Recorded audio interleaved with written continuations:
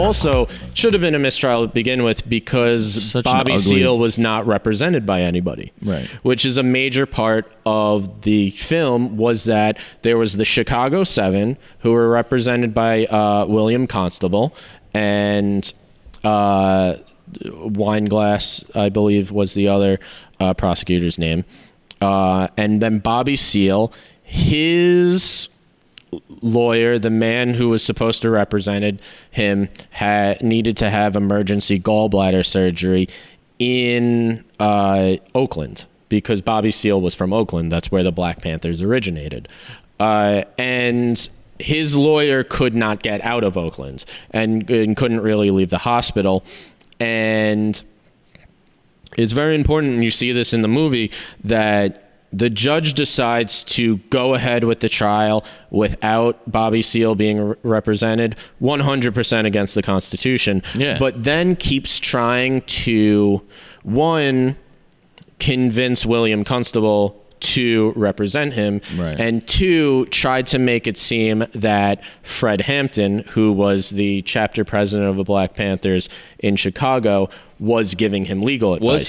Was Fred Hampton actually in the courtroom?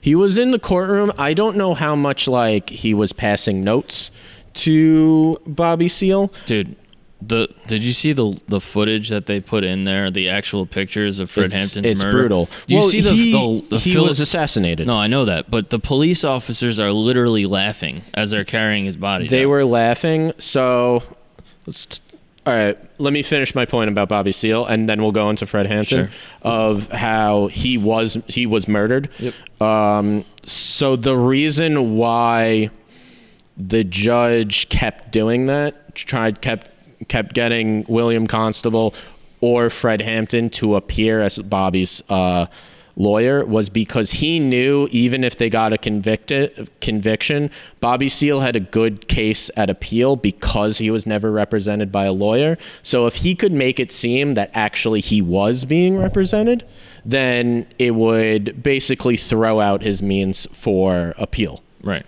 And that's why he kept trying to do that, because he wanted these people in prison.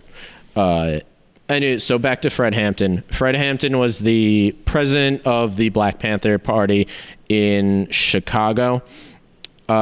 He was, I forgot the dude's name, but Lakeith Stanfield is going to be playing him in the movie. He was basically one of his top guys, was an informant for the FBI. Gave the FBI the layout of the house that they were going in.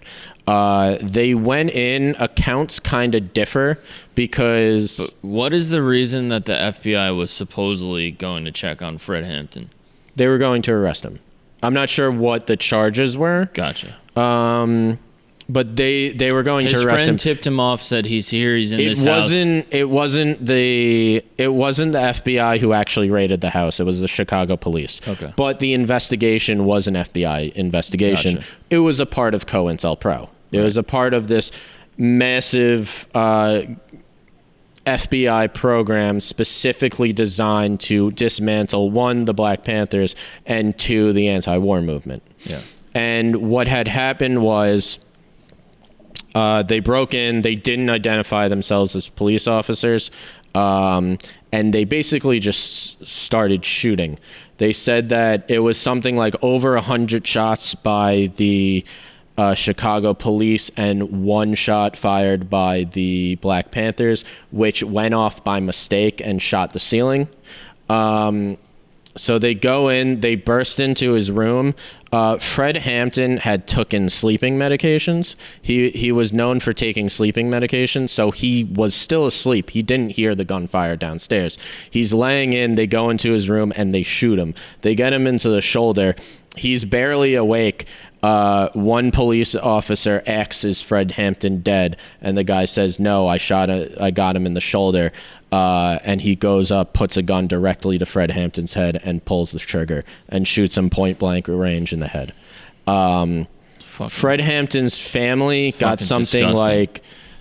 In those motherfuckers. In a civil lawsuit, Fred Hampton's family got $5 million from the Chicago police, but no one was ever charged with his murder. It's fucking despicable. It's disgusting. And that's what happened to Fred Hampton. And this was going on. Black Lives Matter, man. Yes. Fuck you, motherfucker. Burn in hell. And that happened during the trial. I'm sorry. I'm having like an actual emotional reaction to that. Yeah. They shot him in the head. He was 21 years old. Yeah.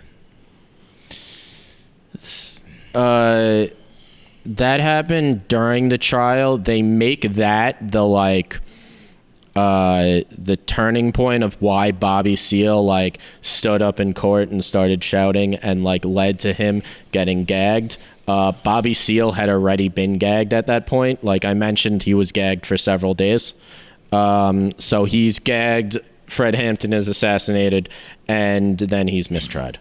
And then he's found innocent of the other crime because during all this, Bobby Seale was on charges of murdering a police officer, which it was later turned out in Connecticut, which it later turned out he was framed for. Yeah, exactly. Yes.